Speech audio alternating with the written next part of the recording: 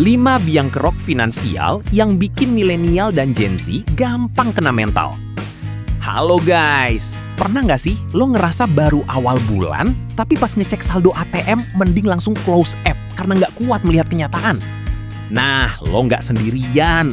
Hari ini kita bakal bongkar 5 alasan logis dan berdasar fakta kenapa kaum milenial dan Gen Z zaman sekarang tuh rentan banget ngalamin yang namanya stres keuangan. Sip, langsung aja kita bahas. Check it out. Gaya hidup FOMO dan flexing budaya skena. Pertama, ada si racun bernama FOMO, Fear of Missing Out. Berkat algoritma media sosial yang isinya pamer lifestyle, kita kayak dituntut buat ikut hype. Ada konser musisi luar dikit, war tiket. Ada kafe baru tempat anak skena nongkrong, harus datang demi estetik IG story.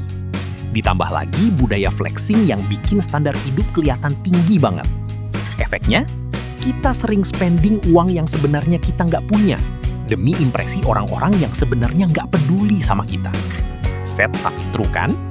Gempuran pay later dan pinjol yang kedoknya self-reward. Dulu kalau mau ngutang, harus pinjem tetangga atau ke bank. Ribet. Sekarang, tinggal klik bayar nanti atau pinjam cepat, dana cair dalam 5 menit. Slogannya selalu manis. Nikmati sekarang, bayar nanti. Atau kedoknya demi self-reward. Padahal self-rewardnya cuma kopi 50.000. Tapi kalau tiap hari, ya boncos juga. Ketika tagihan datang serentak di akhir bulan, disitulah siklus gali lobang, tutup lobang, berakhir di lobang buaya dimulai. Stresnya langsung ke ubun-ubun. 3. Doom spending sebagai pelarian realita. Ini istilah yang lagi viral, tapi faktanya emang nyata. Doom spending. Jadi karena kita ngerasa masa depan suram, kayak harga rumah yang makin gak ngotak dan inflasi yang naik terus, akhirnya banyak dari kita yang mutusin, ya udah deh, mending uangnya dipakai buat kesenangan sekarang aja.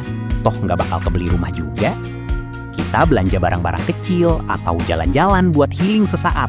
Padahal itu cuma pelarian yang bikin tabungan masa depan makin sekarat. Gaji pas-pasan vs inflasi yang naik tanpa rem tanpa batas. Mari kita bicara realita data. Kenaikan gaji rata-rata tiap tahun itu seringnya nggak sebanding sama kenaikan harga barang pokok, biaya sewa kos atau kontrakan, sampai tiket transportasi. Istilah kerennya, pembelian kita melemah.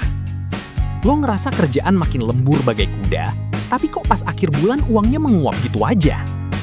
Ini bukan karena lo kurang kerja keras, tapi emang biaya hidup lagi mode hardcore, sedangkan pendapatan masih di mode easy. Sandwich generation, alias beban ganda. Banyak milenial dan Gen Z yang kejebak jadi sandwich generation. Di satu sisi, harus menghidupi diri sendiri dan mungkin anak atau pasangan, tapi di sisi lain juga harus jadi support sistem finansial buat orang tua atau adik-adiknya. Begitu dapat gaji, uangnya langsung dibagi-bagi kayak potong kue ultah. Dan bagian buat diri sendiri tinggal remah-remahnya doang. Tanggung jawab moral ini mulia banget, tapi jujur, secara mental emang menguras energi.